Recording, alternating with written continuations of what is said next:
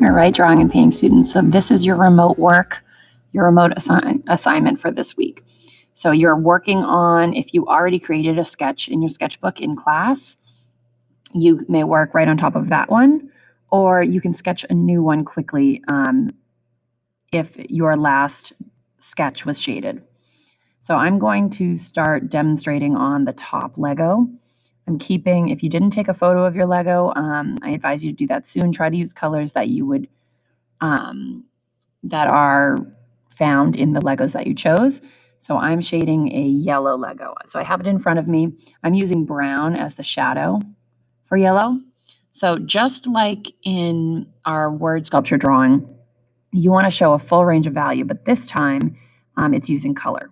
So sometimes people focus so much on what color it actually is that they lose kind of the three-dimensionality of their drawing. So you don't want to lose that three-dimensional shape and how you've been building that technique. So a nice shadow color is brown for especially light colors like yellow. So this is a yellow block. I'm using brown to shade the left plane of this block. Usually when I'm looking at my Lego, the edges of the Lego are darker and then it gets slightly lighter towards the center. But overall, this left-hand side, when I'm looking at my Lego right now, is the darkest. I can use orange too. Just look at your colored Lego and see what colors and shades you see within it.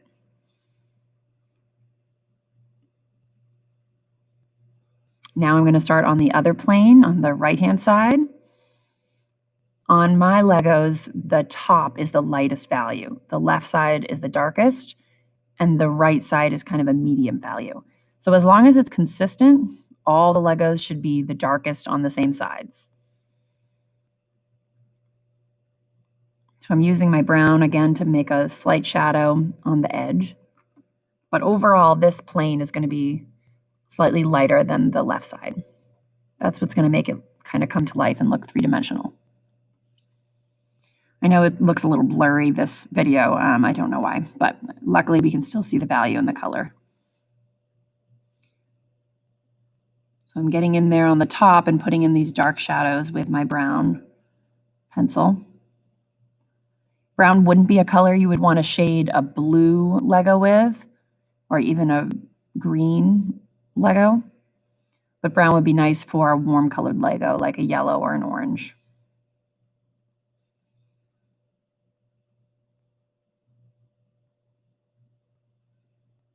So again, just like the word sculpture drawing, half of drawing is looking. Look at what you're seeing. Look at your Lego or the photo of the Lego that you took and put in the shadows where you see them.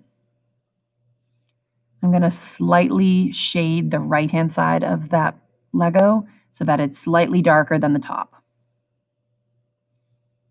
I'm going to use a little bit of orange to shade that right-hand side so that it's a tone darker than the top and a tone lighter than the left. Now I'm going to go on to the bottom Lego. This is the green that I'm shading. If I'm going to give out some more green and orange colored pencils for you guys to work with. You can shade right on top of your pencil, but it might make it a little bit dingy. So you can also erase some of that shading and then put it in with color. It's up to you. You could also just trace what you've done on a new sheet in your sketchbook and shade that. So you have two versions. It's up to you. Keep in mind, this is just the practice. I want you to spend an hour when you're remote shading with colored pencils, but it doesn't need to be completely finished, especially if you take your time on your work.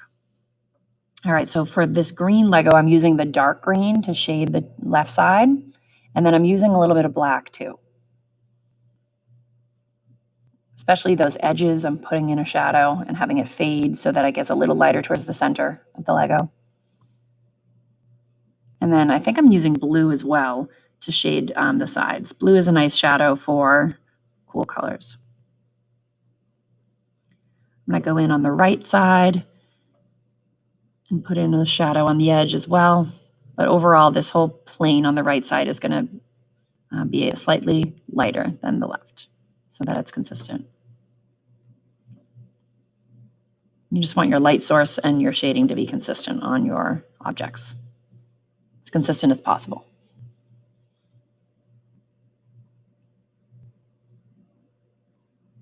And then I'm going in with my black and I'm putting a shadow underneath the Legos as well to kind of ground them. Eventually, we're going to choose some kind of a surreal background. So we'll get into that soon.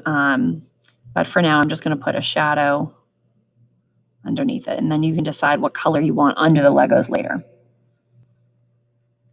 The sketchbook is a great place to kind of play around with things and make mistakes and try out different colors and then change for your final copy. So again, I'm looking at those Legos. I'm going to blend a little bit with my hand. We'll talk about blending color pencils in class, but just do your best to show some value through color and upload your work to this assignment when you're done. Thanks, guys. Good work.